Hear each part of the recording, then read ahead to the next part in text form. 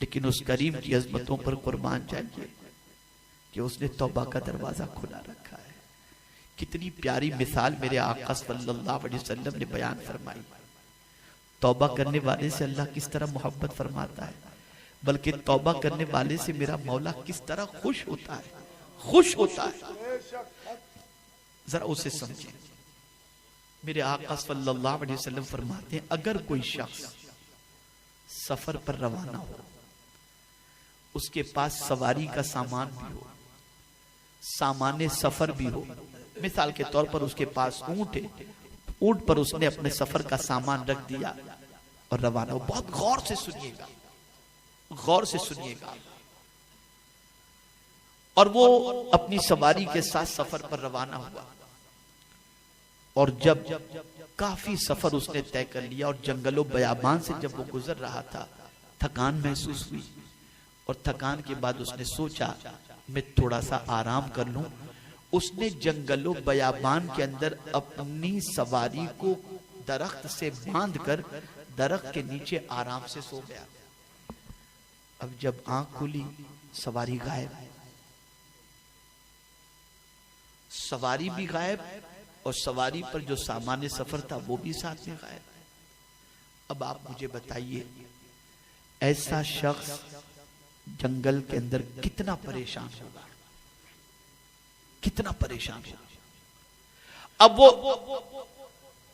अपनी सवारी की तलाश में निकले और तलाश करते करते थक जाए और थकने के बाद जब उसे सवारी न मिले और उसी जंगलों बयाबान के अंदर वो ये सोचे कि अब पता नहीं क्या होगा और थक करके फिर सो जाए और अचानक जब उसकी आंख खुले तो उसका सामान्य सफर भी सामने और सवारी भी सामने। सरकार फरमाते बताओ उस मुसाफिर को अपना खोया हुआ ऊंट और सामान्य सफर देखकर कितनी खुशी होगी। साहबा ने कहा उसकी खुशी की इंतहा न होगी। सरकार फरमाते हैं जितनी खुशी उस मुसाफिर को अपने सामान्य सफर को और सवारी को देखकर होती है, उससे ज्यादा तौबा करने वाले से मेरे मौला को खुशी होती है कि वो बंदा जो मुझसे दूर था तौबा के जरिए मुझसे करीब हो गया। तो ए रसूल आजम सल्लल्लाहु ताला अलैहि वसल्लम के दीवानों, आज हमारी परेशानियां, आज हमारे दरवाजों पर मुसीबतों का दस्तक देना, आज तूफान बदतमीजी, आज हमें जिल्लत और रुसवाई के अमी गार के अंदर डालने के मंसूबे, ये सारी चीजें हो रही हैं। तो इसमें यह न समझा जाए कि गैरों की मंसूबा साजी है, कहीं हमारे गुनाहों का भी दखल है, कहीं हमारे पाप का भी दखल है। लेकिन अभी गरगरा, अभी तक हमारे हलक के नीचे रूह अटकी नहीं है। अभी सूरज जो है वो मशरिक की बजाय मगरिब से तुलू नहीं हुआ है। इसलिए सच्चे दिल से तौबा कर लो और मेरे मौला की बारगाह के अंदर, मेरे मौला की बारगाह में जब कोई सच्चे दिल से तौबा करता है, अल्लाह ताला उसके ज़मीर का बोझ हल्का कर देता है। आप जानते हैं मेरे प्यारे आका सल्लल्लाहु अलैहि वसल्लम के प्यारे दीवानों, गुनाहों की वजह से ज़मीर बोझल हो जाता है, गुनाहों की वजह से ज़मीर पर बोझ रहता है, गुनाहों की वजह से तबीयत के अंदर बड़ी अजीब बेकरारी होती है। लेकिन जैसे ही आंसू बहते हैं, जैसे ही गुनाहों को याद करके इंसान अपनी आंखों से आंसू बहाता है, ज़मीर का संग धुल जाता है, तबीयत हल्की हो जाती है, बेकरारी दूर हो जाती है। बल्कि मैं आपको बताऊं, उम्मुल मुमिनीन हजरत आयशा सिद्दीका रज़ियल्लाहु ताला अन्हा ने मेरे आका से पूछा, या रसूल अल्लाह सल्लल्लाहु ताला अलैहि वसल्लम, क्या कोई ऐसा बंदा भी है जिससे कब्र में सवाल जवाब न हो, महशर के सवालात तो जवाबात से महफूज हो जाए? मेरे आका ने फरमाया, हाँ आयशा, वो एक बंदा जो अपने गुनाह को याद करके रोए, अल्लाह उसे कब्र के सवाल से महफूज रखेगा। आप जरा सोचो, अपने गुनाहों को याद करके रहो, अपने गुनाहों को याद करके अल्लाह की बारगाह में गिरफ्तारी करो।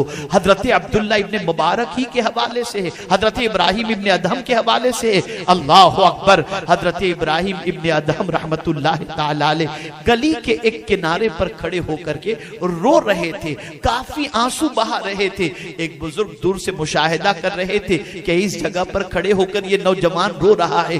काफी देर तक देखते देखते रहे। फिर ख्याल आया शायद इसकी कोई चीज गुम गई होगी, इसकी वजह से ये रो रहा है, या कोई रिश्तेदार गुम गया होगा इसलिए इस जगह पर खड़े होकर के रो रहा है। लेकिन काफी देर तक जब वो बंदा वहां से हरकत नहीं करता और जुम्बिश उसको नहीं होती, तो हजरत इब्राहिम इब्ने अदहम करीब पहुंचे और इरशाद फरमाते हैं, नौजवान क्यों रो रहा है, क्या वजह है रोने की? अर्ज करते हुजूर मैं क्या बताऊं, यही वो जगह है जहां मुझसे एक बार गुनाह हुआ था, और मैं जब आज यहां पहुंचा हूं तो मुझे वो गुनाह याद आ गया। कल बरोज़े क़यामत अगर जमीन का ये चप्पा मेरे खिलाफ गवाही देगा तो मैं अपने मौला की बारगाह में क्या जवाब दूंगा। इस तसव्वुर ने मुझे रुला दिया है, मैं रो रहा हूँ, बेचैन हूँ। पता ये चला मेरे प्यारे आका सल्लल्लाहु अलैहि वसल्लम के प्यारे दीवानों, गुनाह को याद करके मुस्कुराना नहीं चाहिए। वो कितनी अच्छी जिंदगी थी, वो जवानी कितनी अच्छी थी जिसमें ऐश मौज करते थे, यूनिवर्सिटी की लाइफ, कॉलेज की लाइफ। नहीं नहीं, मेरे प्यारे आका सल्लल्लाहु अलैहि वसल्लम के प्यारे दीवानों, गुनाह जब भी याद करो अल्लाह की बारगाह में पेशी को भी याद करो और उस करीम की बारगाह से उम्मीद रखो कि परवरदिगार जल्ल जलालहू अपने हबीब के सदक़े में सच्ची तौबा करने वाले की तौबा को कबूल फरमाता है। तो जहां सजदे के जरिए विलायत मिलती है, रोजे के जरिए विलायत मिलती है, तिलावत के जरिए विलायत मिलती है, हज के जरिए विलायत मिलती है, माँ बाप की दुआ के जरिए विलायत मिलती है, इसी तरीके से अगर कोई सच्चे दिल से तौबा कर ले तो मेरा मौला अपने दोस्तों में उसे शामिल फरमा लेता है और उसे विलायत अता फरमाता है।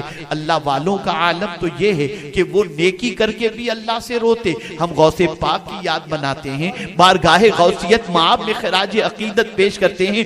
वो गौसे पाक जो शिकम मादर से वली बन करके जलवा कर हुए, वो गौसे पाक जो शिकम मादर से 17 पारे के हाफिज पैदा हुए, वो गौसे पाक जो 40 साल तक इशा के वुजू से जिन्होंने फज्र की नमाज अदा फरमाई, वो गौसे पाक जिनकी माँ भी वलिया, जिनके वालिद भी वली, जिनके नाना भी वली, पूरा खानदान वलियों का खानदान नजर आता है। आप अंदाजा लगाएं, उसके बावजूद मेरे गौसे पाक काबतुल्लाह शरीफ के दरवाजे पर पहुंचते हैं तो अपना सर काबे के दरवाजे पर रख करके कहते हैं, ए अल्लाह अब्दुल कादिर के गुनाहों को माफ फरमा दे।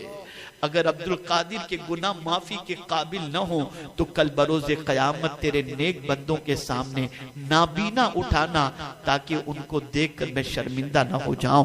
अल्लाह अल्लाह, आप अंदाजा लगाएं मेरे प्यारे आका सल्लल्लाहु अलैहि वसल्लम के प्यारे दीवानों, जिस गौसे पाक का दामन हम नहीं छोड़ेंगे ये दावा हम करते हैं। जरा उस गौसे पाक की जिंदगी का जायजा तो लो। वो नेकी करके रोते थे, हम गुनाह करके कह लगाते हैं।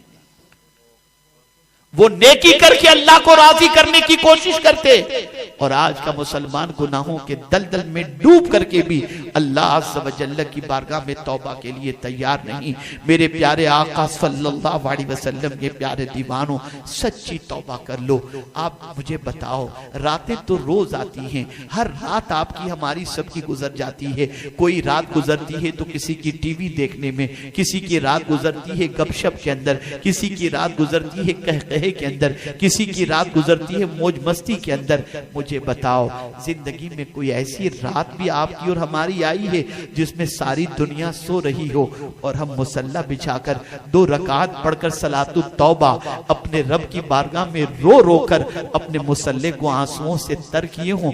कभी ऐसी रात शायद किसी की आई हो। अगर नहीं आई तो एक रात ऐसी भी अपने लिए बनाओ जिस रात में सब सो रहे हों और मुसल्ला बिछाकर आज तक किए हुए गुनाहों से अल्लाह की बारगाह में सच्चे दिल से तौबा कर लो।